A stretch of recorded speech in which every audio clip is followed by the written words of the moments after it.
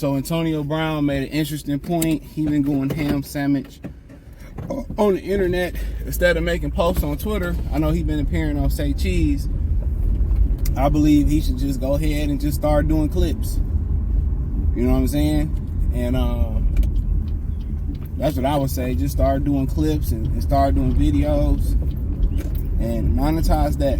You know, it's one of the best things Charleston Whiteman did. He couldn't monetize himself on YouTube, but everybody else do, so they pay him for doing interviews because they bleep out all the bad stuff he say. So they kind of censor him. But he basically said, and I heard about this, but I really ain't paying attention. You know, we had Fight Week and all that with Tank and Frank and all that stuff. But one thing that I did pay attention to for real was the fact that, you know, they was talking about something about Tom Brady Hall of Fame, and I seen Jay-Z performing. I didn't think much of it, right? Because I didn't watch the 50th anniversary of hip hop.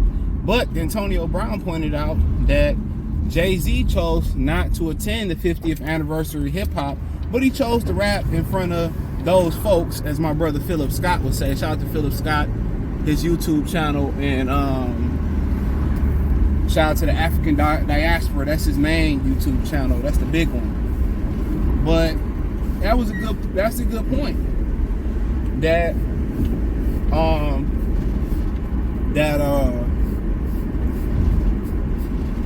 Jay-Z sat there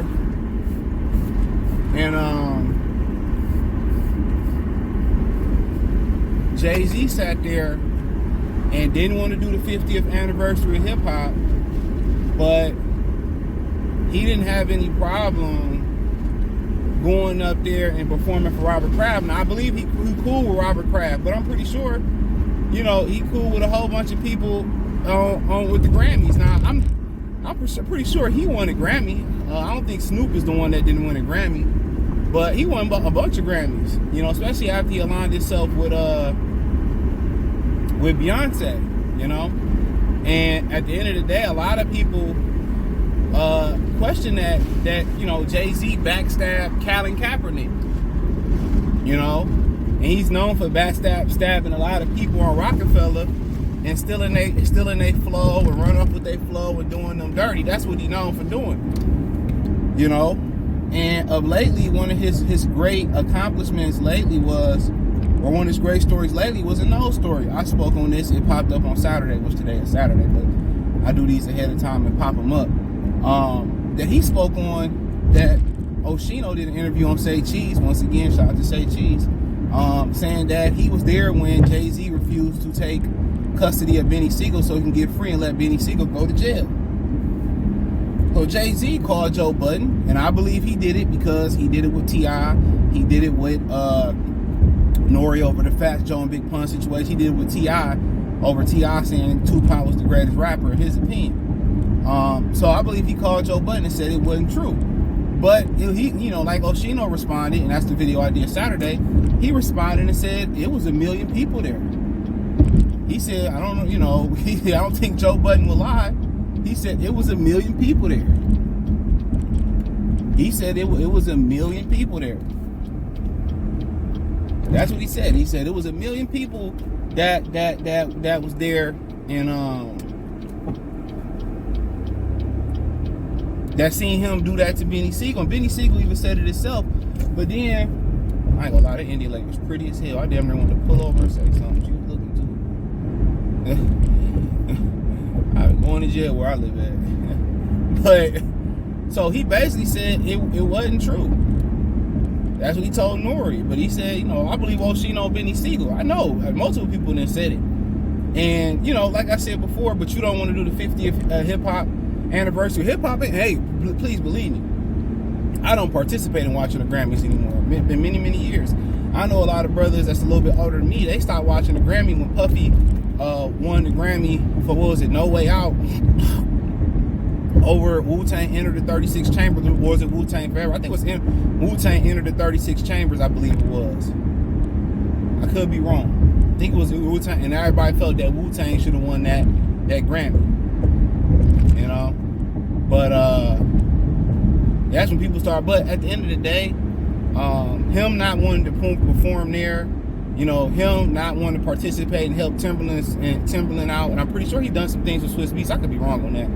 And don't want to do the verses, but then you go up there for them folks, and you do a whole rap concert at Jay-Z's at Tom Brady's 50th anniversary. And I'm a huge Tom Brady fan. Look here, I was a Tom Brady fan when he was battling Drew Henson at Michigan, bro. I'm a real Michigan fan. You know what I'm saying? Like, I was there. Like, everybody in Michigan fan base knew that Tom Brady was better than Drew Henson. Drew Henson was just a great athlete. He's one of the greatest athletes to come out of the state of Michigan because he was a really great football player. He was coming out of high school and a really great baseball player. Can't deny that. So you're talking about Chris Webb, Jalen Rose, Jimmy Walker, guys like that came out of Detroit. Like, he's right up there. Howard Isley of the played for the Utah Jazz and Southwestern. So he's up there with them, you know. But I don't know, I feel sleepy today. But yeah, you go up there in front of them folks and you start, rapping and singing, but then you didn't want to do anything with your brothers and sisters. That just feeds more, validity, gives more fire and more validity into the point that, Jay-Z is a op. He backstabbed Colin Kaepernick for a job in the NFL, right?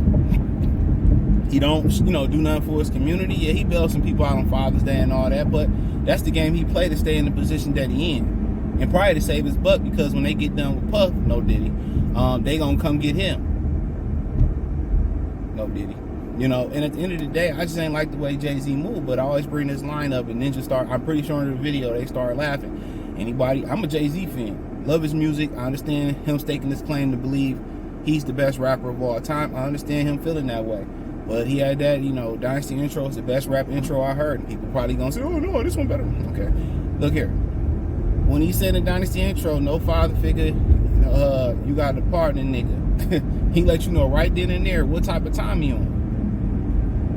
And everybody think Dame Dash was crazy. And then what he allegedly did with Aaliyah is wild. If they come get him, that's going to be part of it.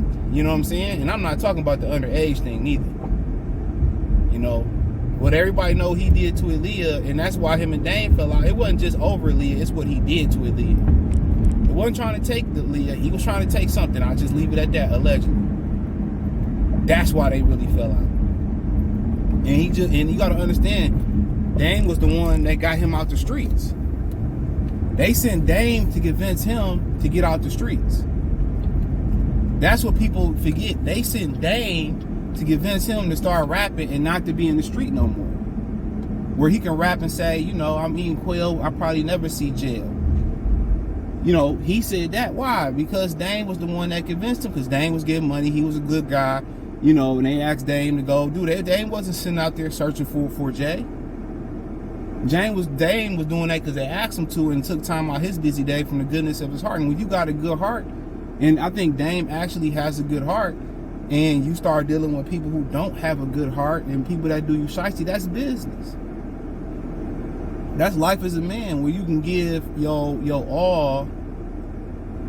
You can give your all to your kids, to your woman, to your family, and they can just do you dirty and not kick you to the side and don't care how you feel. And that's how a lot of men become old, grumpy old men and cold men. People that you done gave your all, your blood, sweat, and tears to, do you dirty. And I seen the hurting men and men I've talked to over the time and how their kids did them. And I know when somebody lying. And how the hurt, it look in their eyes, how hurt they be. And they can talk to me and kind of tell me their story. Because it's a judgment-free zone over here, because I've been through some things. You hear the hurt in their heart, the hurt in their chest, the hurt in them. And you hear them tell their story, man, dude, that's one of the hardest things you can hear. And that's just the honest truth, man. And like I said before, life will turn you into a cold monster. After a while, and this is why you see a lot of good people flip out, and then you have a bad situation happen in the household. But, him going up there performing in front of all them folks and didn't want to perform and do his people no favor. He don't owe us nothing. He cool with Robert Kraft. Robert Kraft probably broke him off with a bag and all that. He came and did it and all that. But Antonio Brown got a point. Y'all want to know why the genre or hip hop is where it is, and we no longer control it or own it, them folks do. Look no further. We got people that just sold out for a price. And Master P been saying this for a lifetime. You know, one thing Master P been saying for a lifetime is that we have to own things, ownership, and people just, you know, just looked at Master P like he crazy, but that's the way to, you know, freedom is owning things.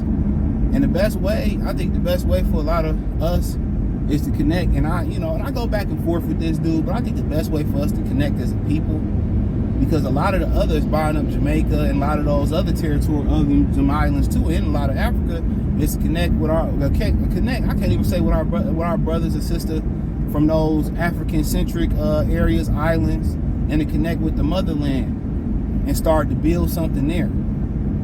I think that's the best way to do it. Us trying to build in a land that will never be ours, you know, that is what it is.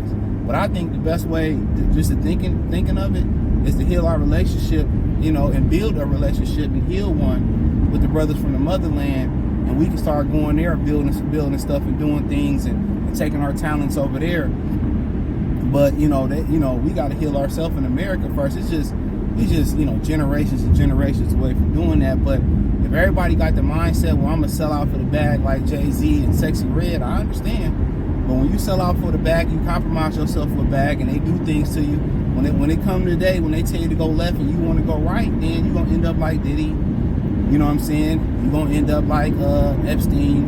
You're gonna end up like Harvey Weinstein. You're gonna end up like all them other people. When they come to get you, they come to get you. So let me know if y'all agree with Antonio Brown saying, which is wild, but hey, thumbs up the video, share the video, subscribe to the channel. The subscribe button is the bell icon button. Hit all notifications, increase your chance to get notifications. We go live and drop video. Financially, you want to support the channel, Cash App, $CJGood313, Venmo, CJGood313, PayPal link in the description. Hit the link tree, you can check out the Patreon. I appreciate if y'all, check that out. It's free for 7 days, not expensive. Check me out on X, Instagram, Spotify, Anchor, Cash App, Venmo, PayPal, Apple Podcasts, Google Podcasts, the whole nine. Amazon Music. Google is wrong, so Amazon Music, Kick, Twitch, the whole nine. Peace.